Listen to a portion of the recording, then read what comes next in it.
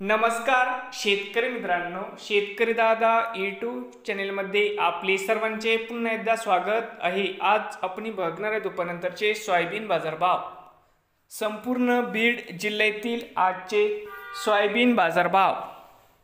बीड जिल्हा अंबेजोगाई 4745 रुपये क्विंटल, त्यानंतर बर्दापूर 4755 रुपये क्विंटल, केज 4735 रुपये क्विंटल, बन सारोळा 4740 रुपये क्विंटल, नेगनूर 4725 रुपये क्विंटल, घाटनांदूर 4755 रुपये क्विंटल, त्यानंतर पाटोदा 4700 रुपये क्विंटल, त्यानंतर तेलगाव 4720 रुपये क्विंटल।